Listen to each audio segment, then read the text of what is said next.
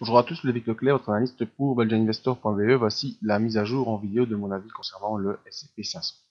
Alors, c'est un avis qui se ferait pour la semaine du 20 juillet 2015 sur une plateforme MetaTrader 4 en collaboration avec FXCM. Tout d'abord, l'information habituelle sur les risques. Le marché comporte des risques de perte pas fait pour tous les profils d'investisseurs.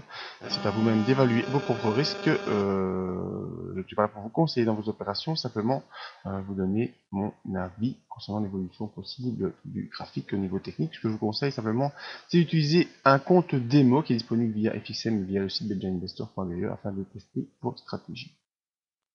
Ma stratégie à moi, c'est l'analyse des impulsions, analyse que j'utilise depuis 2010, qui utilise différents outils dans le graphique et en dehors de celui-ci, et c'est une technique que je peux également vous apprendre.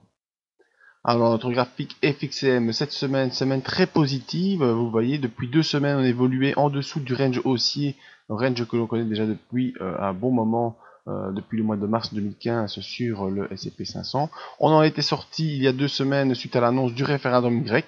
On est resté au contact de ce haut de range. Ensuite, la semaine suivante, le référendum où les Grecs avaient voté non n'a pas empêché le cours de revenir une nouvelle fois au contact du range et terminer la semaine au contact de la zone des 2082, où là je vous avais averti qu'il fallait surveiller cette zone pour voir si on la franchissait ou pas. Et donc un des scénarios qui était si on franchissait les 2082 en clôture, était de retrouver les points le plus haut vers les 2130 points.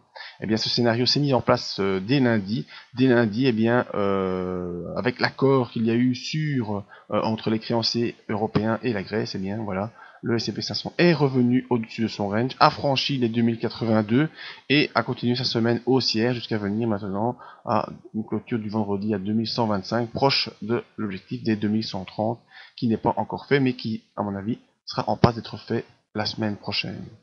Alors pourquoi je vous dis cela? Parce qu'on a déjà notre MACD qui nous montre les impulsions, qui revient au-dessus de 0, qui est déjà au-dessus de son signal déjà depuis un bon moment, ce qui laissait prévoir une évolution positive.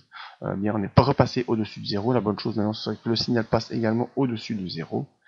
Autre point positif, on a le RSI qui est enfin installé au-dessus de 60 depuis au moins 2 séances.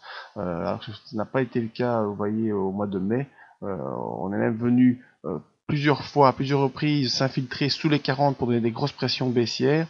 Et ici, eh bien, on est revenu maintenant depuis 2 séances au-dessus de 60, donc c'est un bon plan pour pouvoir avoir une poursuite haussière. Autre élément qu'il ne faut pas ignorer dans le graphique, c'est bien sûr on est au-dessus des moyennes mobiles, M7, M20. On a la M20 qui est en train de se retourner à la hausse, mais également, vous voyez les bandes de Bollinger supérieures et inférieures qui s'ouvrent en sens opposé, ce qui laisse présager une augmentation de la volatilité. Et donc les 2130 points seront bel et bien faits, à mon avis, la semaine prochaine. Et l'objectif suivant pour la fin du mois est venir ici vers les 2150, essayer d'aller rejoindre le haut du range haussier qu'on connaît déjà depuis un moment.